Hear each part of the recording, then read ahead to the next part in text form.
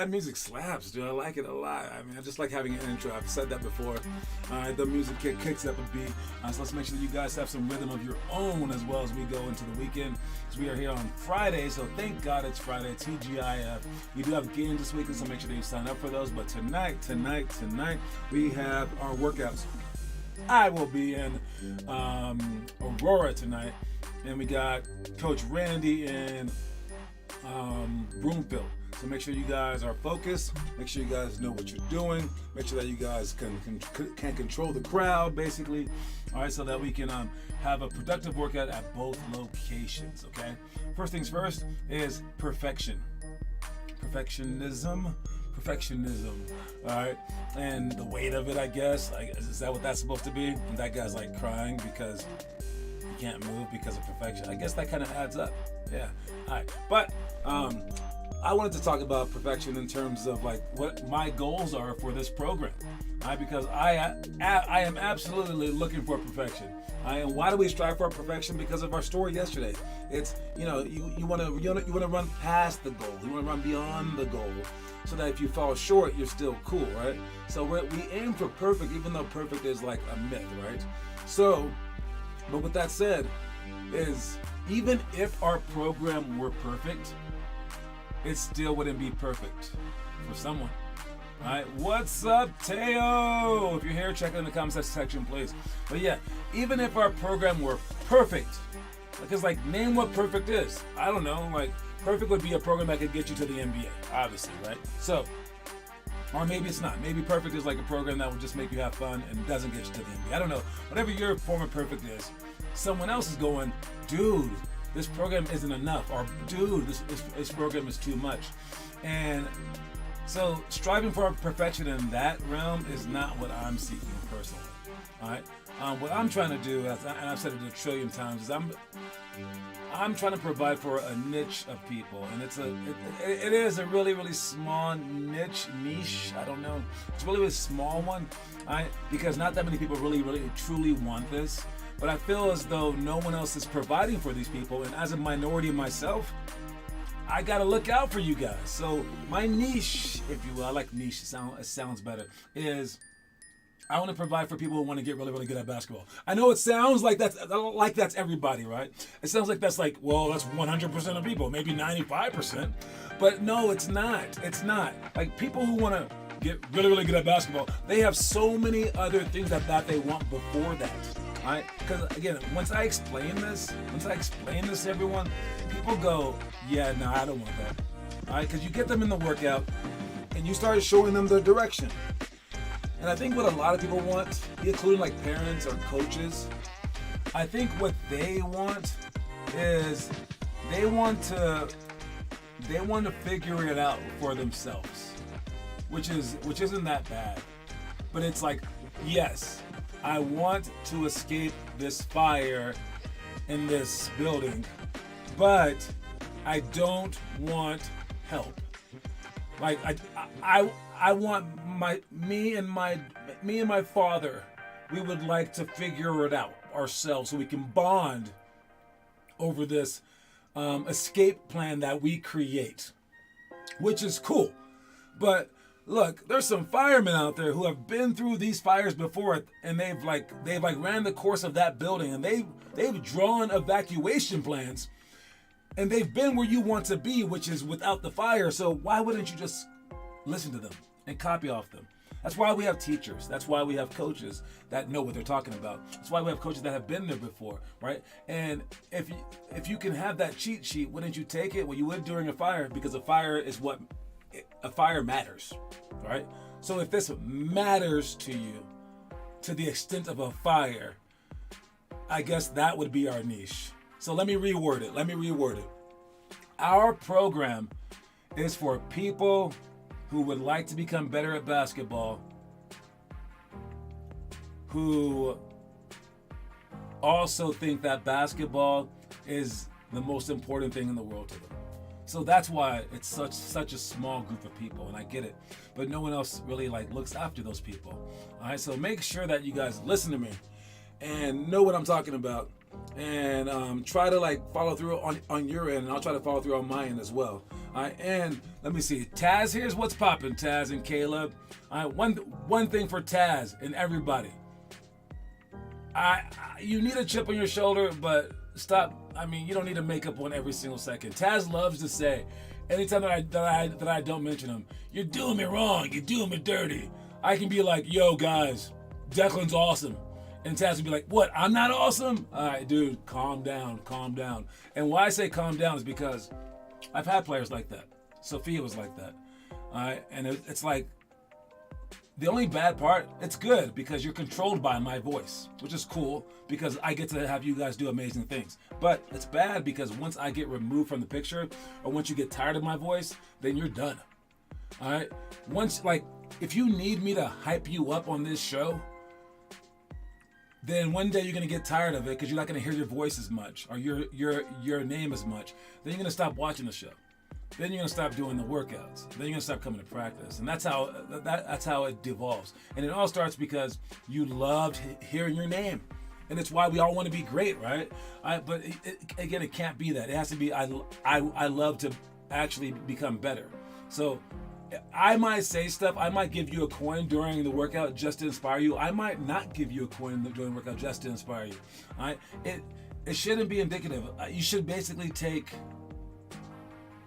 everything that everyone says, negative or positive, and make it into a positive.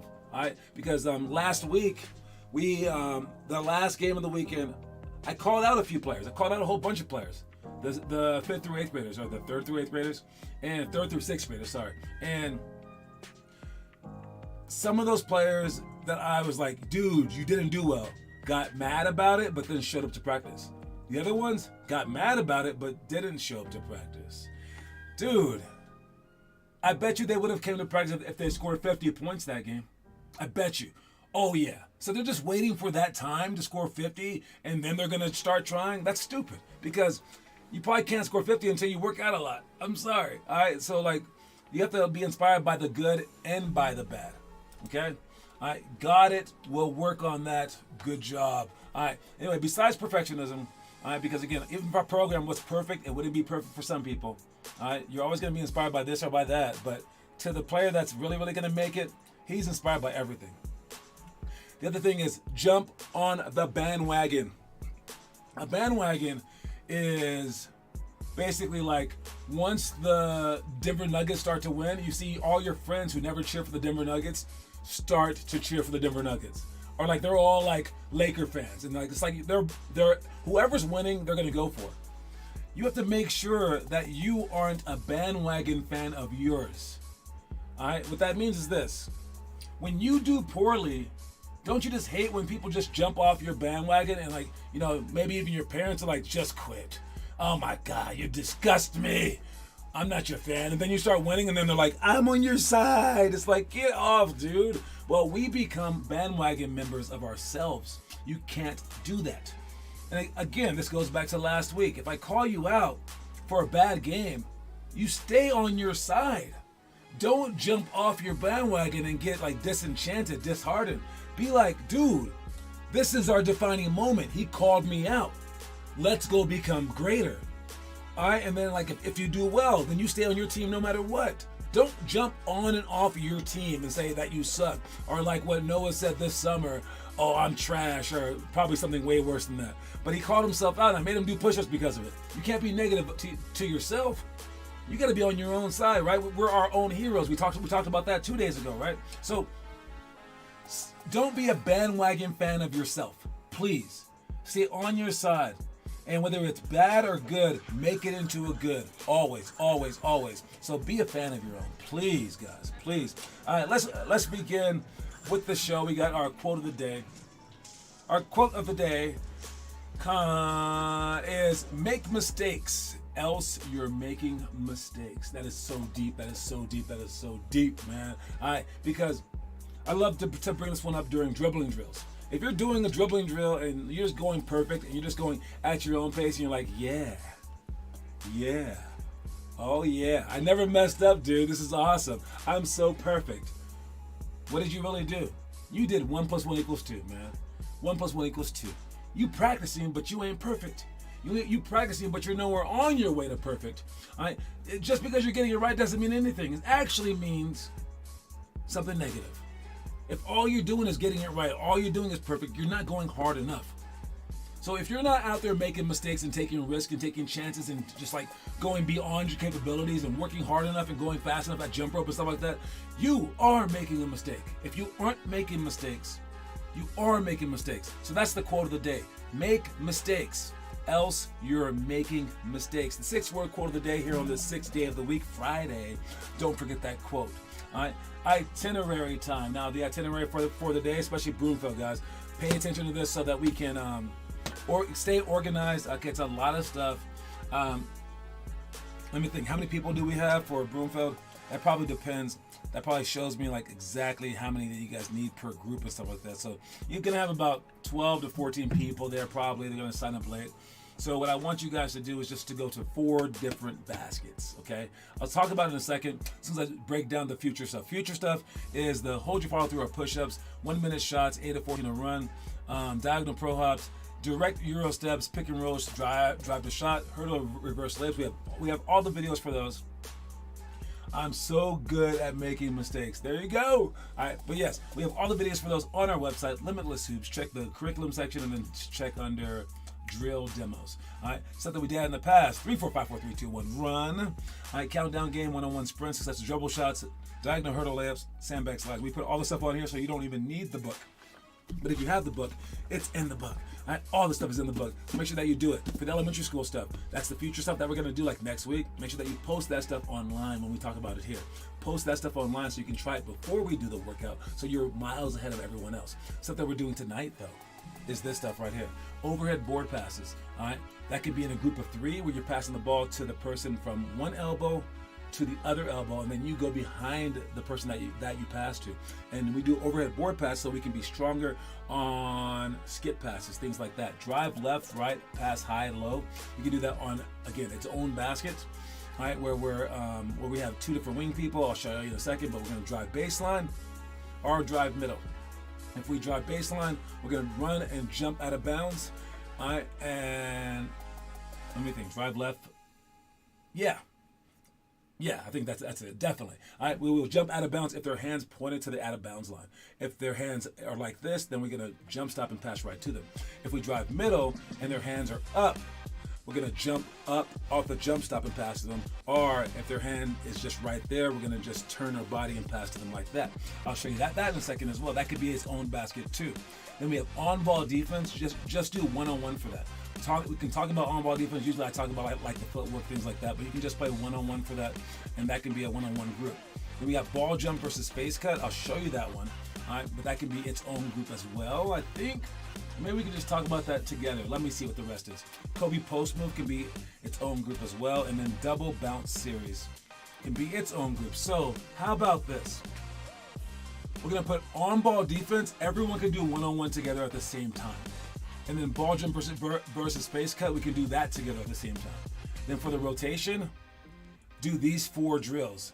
Overhead board passes, drive left, right, Kobe post, and double bounce series. So you begin with on-ball defense, I guess. You can have everyone just play one-on-one for like 10 minutes, and then do ball jump versus space cut, explain it, and then have someone up top pass, and then you run forward and then cut in front. And then after that, put them in four different groups, and then you just rotate them. You can do like a minute and a half rotations, 2-minute rotations. You can play with it. All right. So that's what we're gonna. That's what you guys should be doing in Broomfield. I will be employing that. And Aurora. All right. What's up, Kieran and Declan Louth? I see you in the comment section. Now to look at the videos to see what we're doing. This is what we've got. This is overhead board passes again. Got to get stronger so that they don't trap you, so that you can break the press and be able to go over your head like this. But that takes a lot of work. Now you guys should be working on this a lot, seriously.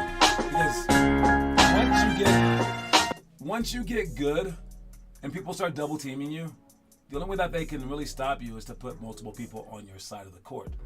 If you can throw the overhead board pass and you can throw the ball across the court, now they can't double team you anymore. Now it's just one-on-one. So there's going to come a day when you're going to work so hard and you're going to finally become good enough to score against someone, and then you're going to suck because you're so good that you can score on people. Now they discard you with 2 people and you got to start all over again. simply because of this one drill. So if you're preparing to be really good, you better have this drill, because they are going to bring it to you and then you will go right back down to where you started from, unless you know this overhead board passing drill. So understand that, please. Second one, let's drive left, right, pass high, low. As soon as they cross the 3-point line, so get behind the 3-point line, you'll put your hand either up or core shot, or out or core shot, depending on whether they drill baseline or not. And they can drive middle or baseline. As soon as they cross the 3-point line, as soon as they cross the 3-point line, put your arms up or put your arms right there. If they drive baseline, put your hands out or put your hands there. Alright? You want to drive either way with it. Alright? So it's either for a regular pass with a twist, or we go like that. Now for a baseline, I'm actually going to have you guys go from the wing. If they drive middle, you're going to stay there. If they drive baseline, you got to run down the baseline and put your hand up. So it's going to be a little bit more difficult here. Alright? So you can go either way today. Put his hand out. That's 1-2 step. You go 1-2 step, just like for our layup. You bounce the ball, then take 2 big steps and jump out of bounds. Alright, let's check the next one. The Kobe post move. Alright, I'm not going to show this whole thing, but you know what that is. Turn and pivot. Alright, when you post up, you're right here. Let the ball high. First move, you go toward the basket. You could do a turn and run and keep going. You do not want to do that. You want to stop right here for a turn and run. It's going to be right here. Stop right here and dribble. Now, instead of pivoting back and being stuck on this foot, we would love to turn this way and shoot, but that's a travel. So what we do is we step here, then we jump back, so that we have both pivot feet. Alright? And then we want to shimmy right here. Now I can go either way with it. I can go there, or I can go here.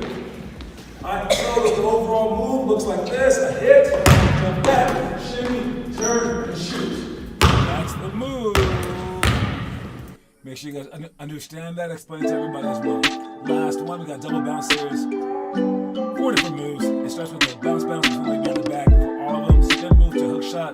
Spin move to a pump fake step through. Pump fake step through is this one. Pump fake, rip through, keep the ball high, then score.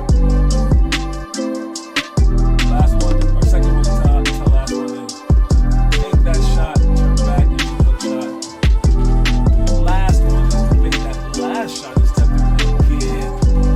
Step through twice. Up, fake, you step through again. And I want you guys ripping the ball through so you can rip your head off. Alright? And then you switch sides. That's everything that we're doing. Let's see what you guys are doing for the homework. Alright, anyone posted homework? I saw a lot of homework being posted. BTL series, between the legs series. Okay, got it. Nash drill, let pull down. You see, was that lat pull down? You guys are using all these like terminologies on me, man. Workout 50 push-ups for Caleb. Ronith is on there. What? Okay, ambidextrous free throws, Taz. What is your highest ambidextrous free throw number, Taz? That one honestly was probably the hardest one for me. You have to make 1, 2, 3, 4, 10 in a row. Switching hands with one hand. I mean, from the elbow or free throw line, right? And dude, it took me 45 minutes. I got to like 8 a few times. Man, it was really hard. All right, what is your highest one, Taz? That's a very hard drill. But great job, everybody, especially the Nash drills during the workout. You guys want to run a Nash drill together, you guys can as well. We're going to run them in Utah. No, Aurora as well. All right, 9? You got to 9? Oh, that sucks. Oh, that's the worst. I got to 9 twice before I finished it, man. Again, it took me so long, and I'm like an adult, like a strong adult, so I can imagine. Let's check the story of the day. Wisdom is always an overmatch for strength. Ah, okay. That was very, very simple right there. Because it's like a moving van. And that's like easier than carrying all the stuff. Yeah, I get it. Who drew those? Was that me? I drew that, huh? That one was corny. It's okay though. But I like the saying, wisdom is always an overmatch for strength. Yeah, that is, as I'm aging, that is definitely true. I look, I know I'm way worse than I was before, okay? I'm sure I could kick my butt when I was like, my college version could kick my current butt, I'm sure. But, man, I think I could do better in a game right now. Maybe like a couple years ago. But, dude, like I really think I would pick me over that guy. Because as strong as he was, as fast as he wasn't as smart as I am. I mean, like, it's so crazy the smarter that you get. And as a kid, you gotta tell yourself, man, that you want to get as wise as possible, as fast as possible. And the best way to do that is to find someone that you trust, and then just ask them questions, and then trust them.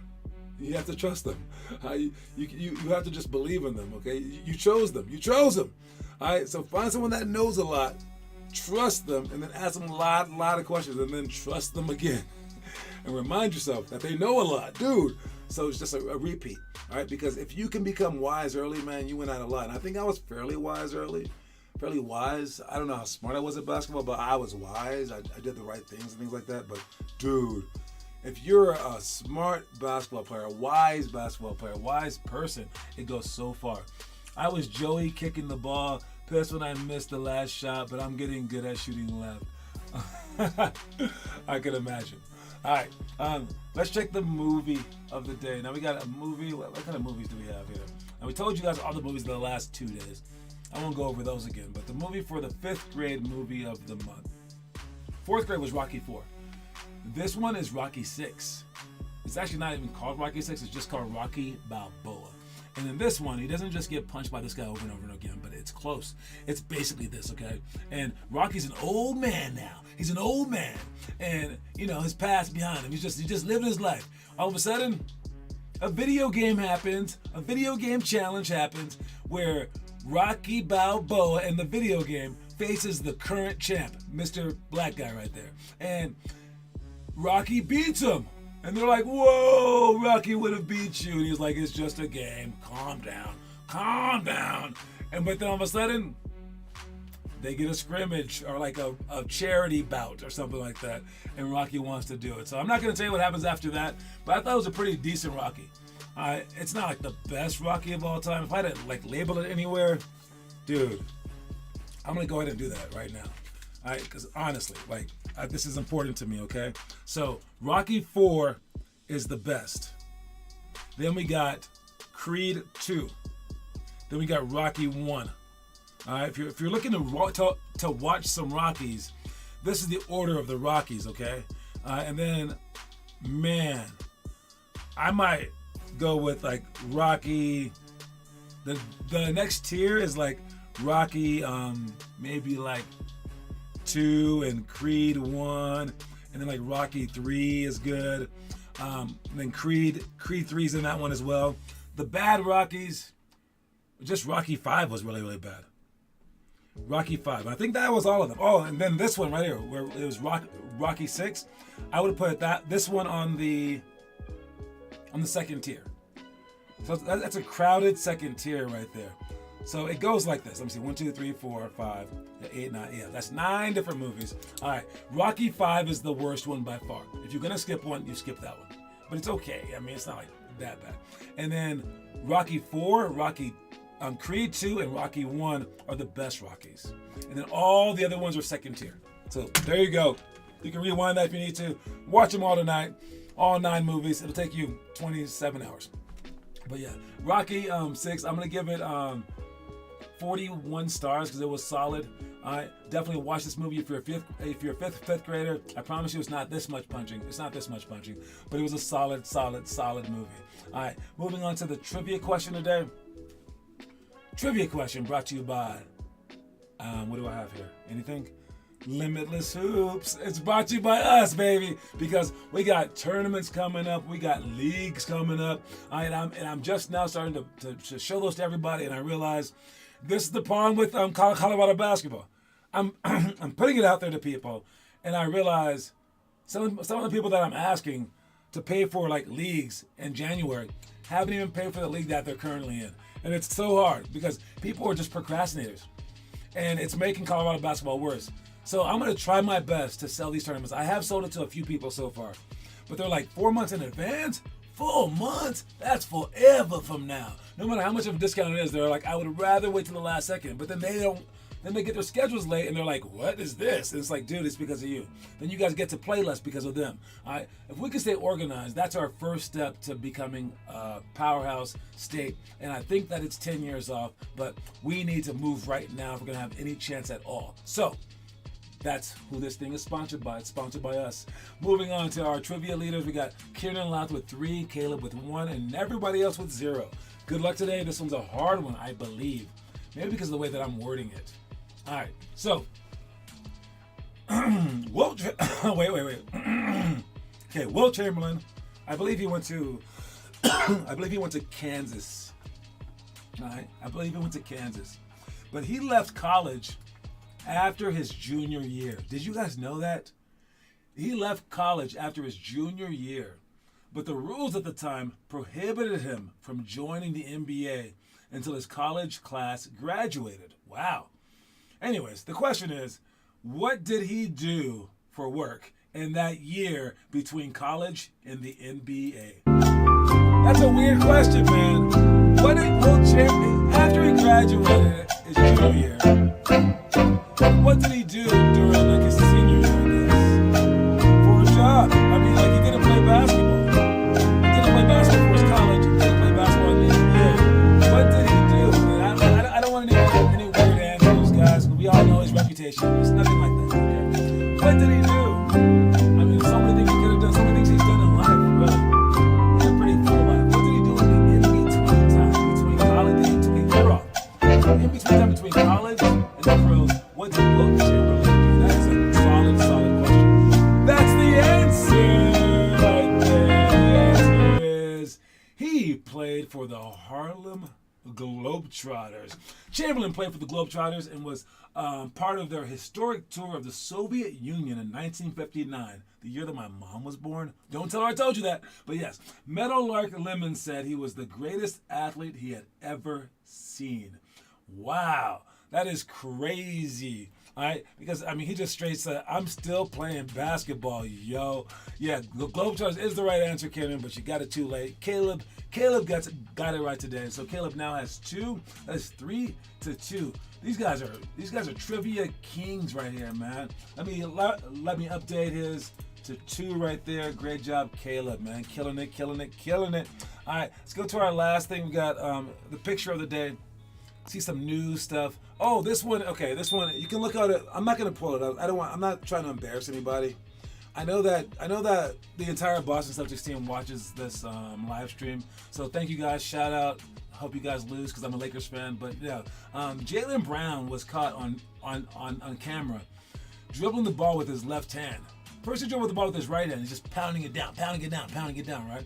Then he dribbles with his left hand, and you could distinctly see that he was obviously worse with his left hand. Now, I've noticed this in games. Jaylen Brown almost can't even dribble. Like, straight up. Like, I've noticed that. Like, maybe better ball handler than I am? I honestly don't think so.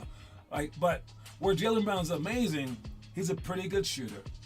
But he's an amazing athlete. If I were to, like, list him in terms of, like, athleticism in the NBA, Jaylen Brown's in the top 10. All right, that's how tough of an athlete he is. He probably doesn't even need to take a dribble with his left hand. Obviously, he doesn't because he's an all-star. Look at that. That's like an all-star without a left hand. It's like that's crazy, right? It's like being a NASCAR person without four good tires. All right, so he's a phenomenal human being too. He's like so smart. He's like all this stuff about him, but can you not work on that left hand? I think when you're good, or you feel like you're good, you feel like you just start resting on your laurels. But a great player, and this is maybe why they haven't won yet, I don't know. A great player would see their deficiencies and be like excited, or like take it personal and get like mad and then work on it. Now everyone's clowning him over the left hand thing, so maybe this is what will finally make him change it. But he knew. I figured out that I had a bad left hand in freaking high school, and I threw a ball against the wall for like an hour. And then I dribbled the ball, sprinted up and down the court for like 20 minutes, dribbling left-handed. All right, dude. If he had half the dribble skills as Kyrie, he'd be talked about as one of the. No, he'd probably be like the greatest player of all time. If he could dribble like Kyrie, yeah, easily. All right. So you guys love your deficiencies and then get rid of them. All right. Be like, I found something else that I'm bad at. Come on, and then you go hard at it until it's gone. Then find something else new. Be like crazy about it. Okay. Anyways, quote of the day. Don't forget, I'm going down to Aurora. See you guys in Broomfield. Make sure you guys work hard. The quote of the day is: make mistakes, else you're making mistakes. All right, that's my time. I'll talk to y'all soon. Peace. Get me out of here. Get me out of here. Bye.